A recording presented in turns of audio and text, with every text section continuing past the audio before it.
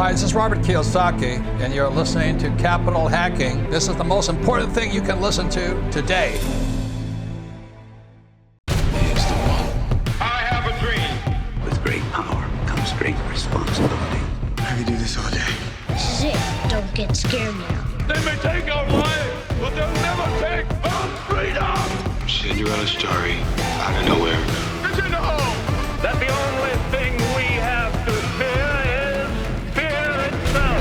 Capital hacking begins in 3, 2, 1. Welcome back to the big show. Josh McCown here. John Edwin, how are you doing, sir? Yes, sir. I'm doing absolutely fantastic. Today we interviewed Matt Bowles, a wealth of information and really, really interesting business that he runs where he helps investors to get turnkey properties. They've been in business for 19 years, and his model is different than anyone I've spoken to. Yeah, it's true. Yeah, it's something I've actually run into it a few times with the real estate guys. They'll have some people that that podcast has people on similar to him, but we've not ever done this before. Where his model is he's a real estate broker that helps people find real estate properties to invest in without having to manage them in other states. So I think you're going to love that about the guy. But my favorite thing is how big of a fan he is of capital hacking. The guy's like an epitome of capital hacking strategies and thinking. A lot of fun too. He comes with a lot of energy, this guy. He does. And his new show is going to be incredible. He's going to be interviewing seasoned investors, and they're going to be talking about, 3 real estate investing lessons I wish I knew. And Josh, I know you're getting on the show. I'll be on the show, and we're just going to have a lot of fun, and we're gonna make a difference. Yeah, we're gonna have a lot of fun with this episode too. Enjoy. Let's go. This is exciting because Matt Bowles does something I don't know if we've ever had this category on the show, right, John? So this is gonna be an exciting episode. I can't wait. Matt, welcome to the show. Can you please give us a little background on who you are? Guys, super excited to be here. Big fan of the show, as you know, so an honor to be on the show myself. Yeah, so for me, my background has nothing at all to do, at least academically or professionally or any of my formal training, with what I'm doing today. So I actually have a bachelor's degree in sociology. I have a master's degree in international peace and conflict resolution, and I work in the nonprofit advocacy space for my entire professional working career up until the age of 30, at which point I changed jobs. I moved out to Los Angeles. 6 months into my new job, I unexpectedly get let go from my job. Walk into work one day, get blindsided. They're like, yeah, it's not working out. So I find myself, I'm in a new city. I'm 30 years old, and I just got fired from my job. What do I do now? And so I thought to myself, you know what? I feel like this is a pivotal moment, a transitionary moment. What if I tried to start my own business? But what business would I start? So over the previous few years, while I was working in the nonprofit space, I was doing meaningful work, but I wasn't making a lot of money. So I said, you know what? Maybe I should learn how to invest. And one of my friends said, you should buy a house. And I was like, can I afford to buy a house? How does that work? So I looked into it.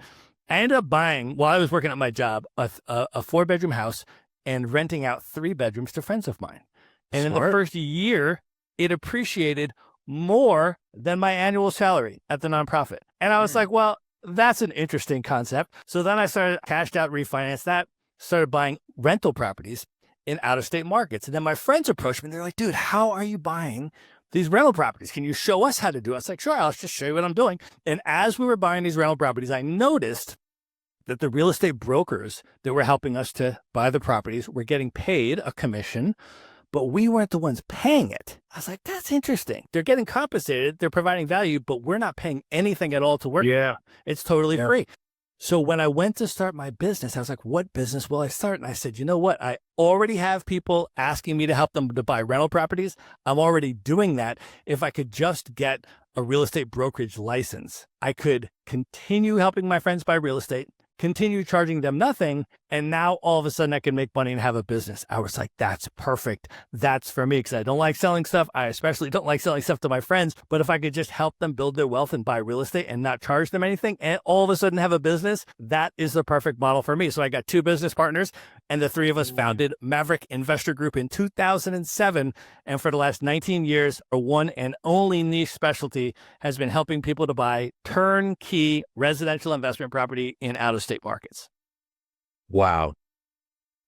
And you've been through some downturns of 2008, 2009. Okay, so we started out, my guess is you probably had a really fast start in 7 and part of 8, and then started hitting that wall in end of 8 and 9 and maybe even into 10. That's kind of, I owned some real estate during that time, and it dipped and then started to come back. Can you walk us through, like, how many investors did you have in 7 when you launched out, and then how did you navigate through that financial downturn? It was a really interesting thing to navigate because, as you guys know, and you've been through all the real estate cycles just as I have, one of the things that I've noticed over the years in the different real estate cycles is buyer psychology during the different cycles. And so when the downturn happened, there were some real estate investors that said, whoa, I don't want to buy any property right now. The market just crashed through the floor. I'm not buying. And then there was a whole other segment that said, holy cow, there's a fire sale on real estate. Buy as much as you can. And so you just always have to look at any point in the property cycle. There's always going to be some buyer psychology of some folks that are going to be hesitant and we don't want to buy now. And there's going to be other folks that are going to realize what the opportunity actually is. And so the reality, as you guys know, is that at any point in the property cycle, it's always a good time to buy real estate as long as you buy right in that moment in the property cycle. And that's what we help our clients do. Yeah, I'm going to ask some tough questions. I hope you're sitting down, Matt. No more jokes. This is where the show gets a little scary. So, Matt, first I got to compliment you. One, you figured, I think what you did there is you reframed the idea of brokerage fees as free to the end user who was getting the transaction. So the buyer. And I thought that was interesting. And then you said, you noticed that you were getting a lot of value creation in your own life by buying turnkey properties. And one of the people in the middle there was free to you. And then if you wanted to sell this service to somebody else, you want to be that free person, which is the seller or the buyer side. So very creative, very capital hacky of you. So now the tough questions. I hope you're sitting down. How do you get your inventory today to sell me a turnkey property in another state? How do you find that property? Hey everybody, it's Robert Helms, host of the Real Estate Guys radio program. And when you're not listening to our show, make sure you're tuned to Capital Hacking. You're going to dig it. Yeah, so we have relationships with local market specialists in real estate markets that we consider to be investor advantaged. And those markets change over time. So to your guys' point that you just made, right after the Great Recession, right, 2010, there were incredible deals to be found in markets like Phoenix, Arizona. And a lot of our clients bought there and they made a lot of money in the equity buildup that happened there. And then the prices went up a lot and the rents weren't going up proportionally. So you had this yield compression. And so then we moved a lot of our clients over to markets like Atlanta. And a lot of our clients bought there in 2012 and bought in Dallas and Houston in 2013. And we're able to create the latitude to help people to buy in the most investor advantaged markets when they're ready to buy. And the way that we do that is we build relationships with local market specialists in these particular markets. So these are separate, independently capitalized companies that specialize in using their own capital to acquire distressed properties, to renovate those properties with their own construction crew. So they're running this as a business at scale. They're buying their materials in bulk. They're using economies of scale. And as a result of that, they're also able, therefore, to acquire the best properties because they're able to pay out cash. They're able to buy them in bulk and so on and so forth. And so they're able to also be on the ground there and identify the most investor advantaged neighborhoods, the micro markets, the real estate investor sweet spots, as we call them, in those markets. And they're able to acquire those properties, renovate them, and then lease them out to a qualified tenant. And then when they're performing, offer them through Maverick as an off-market private buying opportunity to our clients. And one of the things that does that our clients like, and there's a lot of different ways that people engage in real estate. You guys interview people that do all different things. And some people like to buy the distressed property themselves and be out there and oversee the renovation and be involved and actively renovate and flip the property. And if that's what people like to do, then that's great for them. For our clients like, number one, to save their own time and number two, to reduce their risk. And so if you're buying a performing rental property that's already been renovated and cash flowing, you're leapfrogging over all of that upfront risk and stabilizing the property. You're coming in just doing your due diligence, having your inspection, having your appraisal, all those things. And then you're able to close on a property that cash flows from day one and have a professional local property management company manage it so that you can own it from anywhere. And that allows you to buy in the best markets, regardless of where you happen to live. I love it. I love everything I'm hearing. How do investors find out about you? How do you guys get paid? Do you have equity in these deals? Can you walk us through that? Yeah, so it's still the real estate brokerage model. Okay. And one of the other reasons that we like the real estate brokerage model is, number one, we don't have to charge the buyers anything. But number two, it puts the onus on us to deliver value. Okay. So if you came in, John, to Maverick and you said, hey, I'm looking to build my portfolio, I'd like to acquire 2 to 3 properties this year, we do a one-on-one consultation with you. We talk about your personal real estate investing goals, because yours might be different from Josh's real estate investing goals this year, and then which markets might be the best for you and all this kind of stuff. And then we help you to identify those markets and those properties and so on and so forth. And then when you close on your property, at that point, we get paid, but it's by the seller. It's an out-of-state broker referral fee is what it's called. It's not like a commission, but it's an out-of-state referral fee, and it's by the seller, not by you. Now, if you come in and we do a consult with you and we work with you and we can't help you to find a property that meets all your criteria and passes your due diligence such that you close on the property, if we can't do that, we make no money at all. And I think that's the way that it should be, because we didn't help you to build your wealth.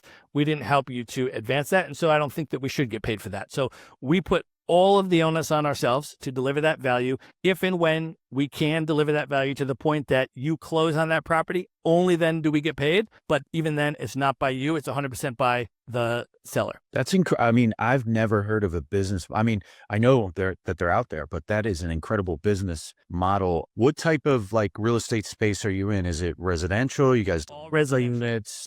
It's all residential. Yeah. So it's single family rental properties, sometimes 2 to 4 unit properties. And we specialize in that space for a number of reasons. And again, the clients that buy through us appreciate that particular space. So for example, some of the advantages of being in the residential space is, number one, single family homes, everybody needs a place to live, right? I mean, human beings need a roof over their head. And so this is a much less speculative investment, right? I mean, we're seeing right now with all of the political and economic volatility in the world, plenty of these different markets can, go up and down and respond to some of this stuff. But real estate is a much slower moving, much safer harbor, especially if you're talking about single family rental properties with families living in them. And so you also, when you're buying single family rental properties, when you're ready to sell down the road as an exit strategy, you can usually sell that on the retail market to an owner occupant that wants to live in there themselves, that will pay the retail price for that, as opposed to having to sell to an investor and so forth. And one of the other things that our clients also like about, why our clients might choose to build, say, a 10 property portfolio of single family rental properties as opposed to buying one 10-unit commercial building, is because, number one, you can diversify across markets. So you can get exposure to different real estate markets if those 10 houses are spread across markets. And also you can do a segmented liquidation strategy, meaning if 1 or 2 or 3 of those properties performs really well and you want to just sell 3 without selling the whole portfolio, you can do that. Or if 1 or 2 is underperforming, you can prune your portfolio and sell it off without having to sell all of them. And so a lot of our clients like that flexibility as well. So Matt, just going back to how you get your inventory, it sounds like it's a separate company out there that's buying, renovating, and filling the lease contract and then giving it to you for a listing. Is that how it kind of works? Yes, it's not technically called a listing because we're an out-of-state referring brokerage. So what they do is exactly what you just said. They buy the distressed property, or sometimes it's even new construction builders. They're doing build-to-rent properties, but they get the property to a performing condition, right? They either build it or renovate it, lease it out to a qualified tenant, and then offer it through Maverick as an off-market buying opportunity to our clients. And, then our clients can buy those properties. So that is exactly right. All right. So let's talk about the math for a second. So, sorry, John, go ahead. You want to? No. Proceed, man. So the question, similar. I was on that. Yeah, the question is, what's a typical price? Let's, right now, what's a single family going for in your portfolio typically right now? Fully renovated, single family home in a nice suburban area with a mix of owner occupants and renters, with a yard, 3-bed, 2-bath type property, fully renovated, 150,000 to 175,000, 200 at the very high end, because we are in investor advantaged real estate markets. So somebody that lives in California might say, what? That sounds crazy. Or somebody that lives in Manhattan might say, what? That's we think it sounds crazy. Yeah, we think and so, crazy. But if you're looking at the markets that we're working in, which are mostly now at this point, remember I told you they have been all over the country over the last 19 years, but today, mostly in the Midwest, Indianapolis, St. Louis, Cleveland, these types of markets. These are cash flow opportunities. You're getting rents of probably $1,800 a month, $2,000 a month. So that's a great ratio of income. Probably. Am I speaking correctly, Matt? Hi, this is Melanie McCallan. Josh and I are just so grateful for the many investors who already joined us at Accountable Equity. Accountable Equity is so much more than a capital group. It's really a community of accredited investors that want to learn and grow together. I just want to personally invite you, if you want to find out more about this type of investment and see if it's right for you and your family, please visit us at accountableequity.com. Hey, it's Hal Elrod, author of The Miracle Morning, and you're listening to Capital Hacking. Enjoy. Yes. So price to rent ratios are definitely one of the advantages in these markets. The other thing is that these markets have a lower than average cost of living. And so there's job creation in these markets, and there are people moving in to take those jobs. So a market like Indianapolis is a top 3 lowest unemployment rates in the country among large MSAs right now, because again, a lot of people are moving to those lower cost markets and taking those jobs. So there's a pool of qualified tenants. How many of those partners do you work with? Let's call it ABC Builders. How many of those partners are you working with? We usually work with maybe like 5 or 6 different real estate markets at a time. Okay. No, it's interesting. And the people that are trying to find turnkey opportunities, where do you find that you're able to find these people? Like how do they reach you, Matt? How do they find you? So we're on we've been around for 19 years. So we have been, in the different real estate investing press. We're at different conferences. We have a presence online. Our website is maverickinvestorgroup.com. People do Google searches and AI, ChatGPT searches and all this kind of stuff and come to us from various different ways. We also have a network of real estate agents, and folks that will refer their clients to us, because a lot of real estate agents only have access to their local inventory. So if you're a real estate agent in San Francisco and you've got a client that wants to buy rental property, a lot of times they can just refer them to us and we can help them live in San Francisco, but own rental properties in Indianapolis or St. Louis or Kansas City or Cleveland or Wichita, Kansas, or those types of places where they can get a lot more return on their total capital invested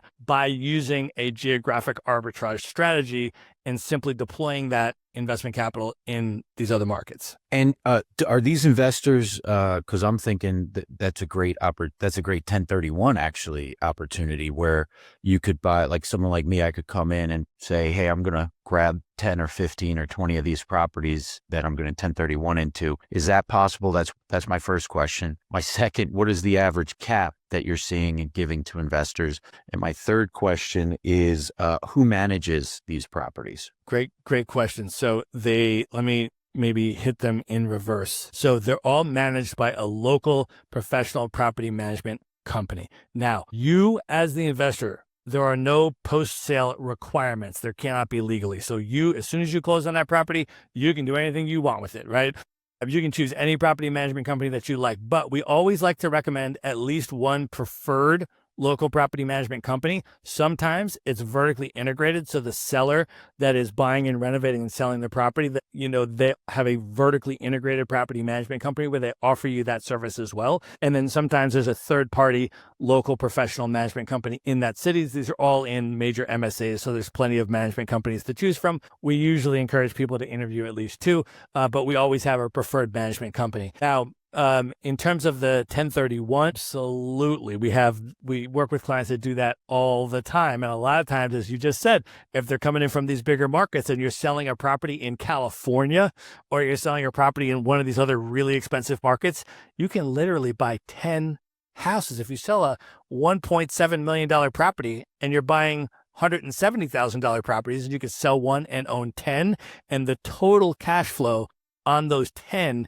is going to be significantly greater, likely, than the cash flow on the one that you just sold. Well, but that's if you're buying cash. If you're going and you only have to put 20 or 25% down on a commercial mortgage, your buying power is way higher than buying 10. You're buying more like 25 to 30. Exactly. That's exactly right. And so the cap rates are, I would say, around the 7%, 7.5%, that sort of rate, 6.5 to 7.5, let's say, right in that range.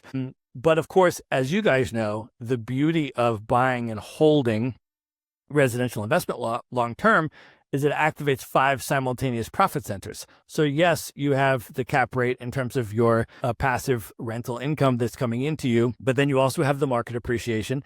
If you get the mortgage, you've also got your tenants' rent covering your principal and interest mortgage payments. So your tenants building you equity by paying down your mortgage principal. Then, of course, you've got your tax benefits, which, depreciation and so on and so forth that are working for you.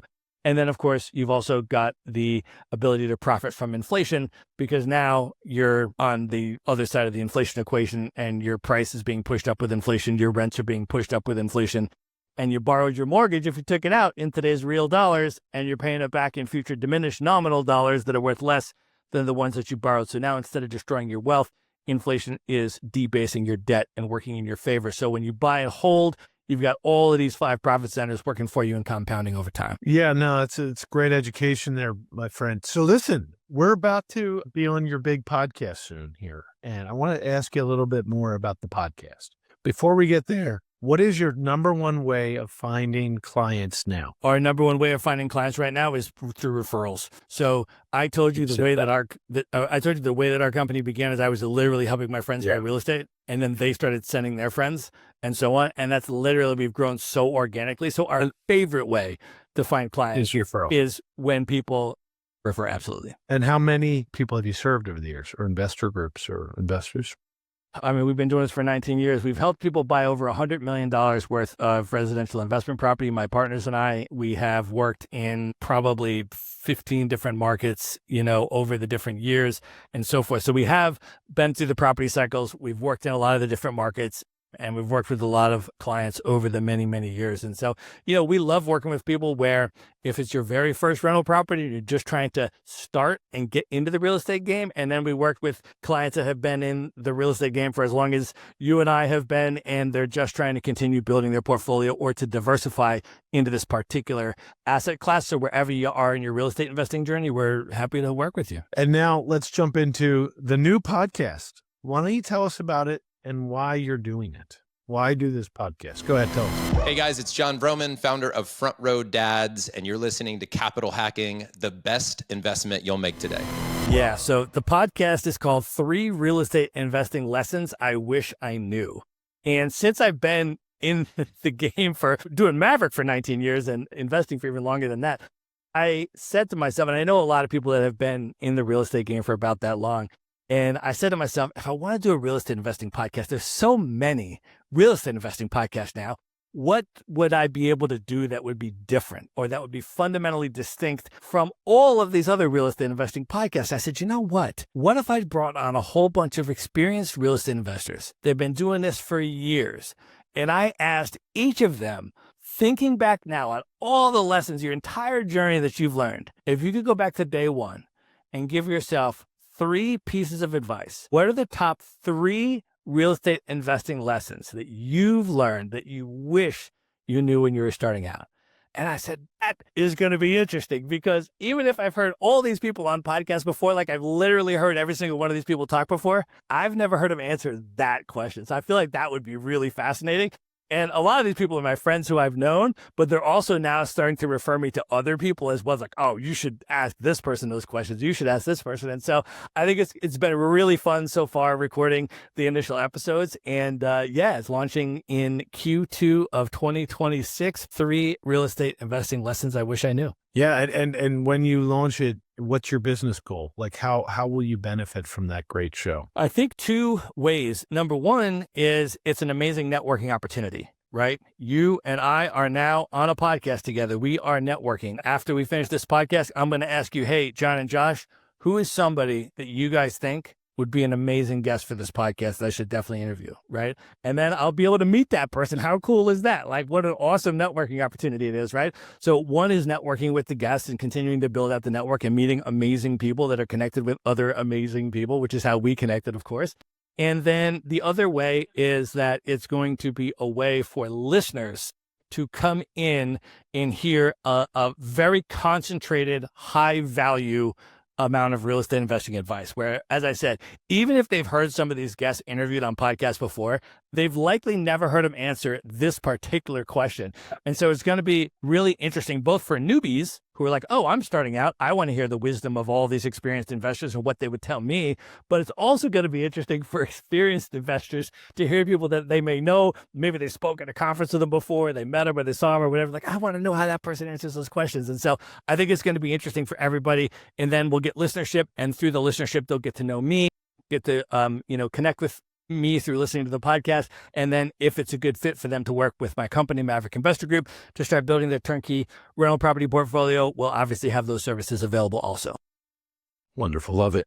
Love it. What a service that podcast is going to be for people and can really help new investors especially cut through a lot of the stuff that they don't know, because you don't know what you don't know. Like, I bought my first investment property when I was like 25, and I did everything wrong. And the next one, I did everything wrong again.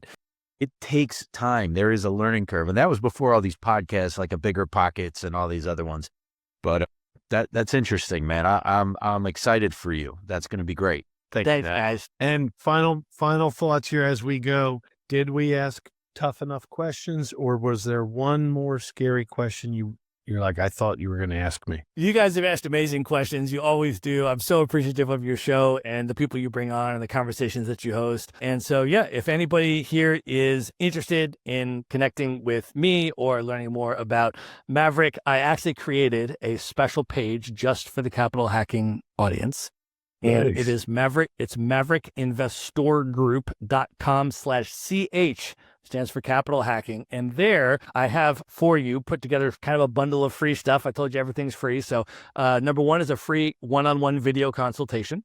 We always like to get to know every single person and understand your real estate investing goals, where you are in your journey, what your goals are for this year and the following year and so forth. Our goal, by the way, just as a business, is to be working with people 20 years from now that come in our door today. Like, it's a very long-term thing. So we want to help you to build your portfolio in the way that's right for you. So that starts with a video consult. You can grab one at that link. And then I've also, even if you're not ready for a video consult, we also put out free educational trainings and have guest experts and stuff. So I have 4 video trainings, they're webinar recordings that I've already done that you can just watch on demand immediately. One of them is about real estate investing tax strategy with an expert CPA. One of them is about debunking real estate investment insurance myths with an expert on that. One of them is about 1031 exchanges and how to maximize that and tax value, as you guys just talked about. And one of them is a fireside chat with one of our clients that built a 64 property portfolio, and exactly how he did it. We drill down into that. So any of that stuff is of interest. It's great. It's really cool. Yeah, it's all free. Just go to maverickinvestorgroup.com/CH. And if you sign up for the consult through that link, we're going to know that you came from Josh and John, and we'll be able to give you the red carpet treatment that you deserve and give you the warm welcome to Maverick. Thank you so much, Matt. What an incredible show. All right, man. We'll talk to you soon, Matt. Thanks, guys. Appreciate you having me. Damn straight. We just got we got to the end of another great show, and everyone listening right now, you're the family and friends. Thanks for staying till the end. That was so fun. And hey, hit the like, hit subscribe. We're here to serve you guys. That's why we're doing this show. Josh is not paying me. I'm doing this off of my quote unquote sweat equity, because we want to make a difference in your life. And then that ripple effect will continue to touch the world. Hey, amen, brother. Please check us out on capitalhacking.com, all the social media threads. And yes, I know you've probably already sent this episode to one of your best friends. Thank you. We love you. Just go right into your iPhone, hit the plus symbol. We'll talk to you later. See you next week. Share.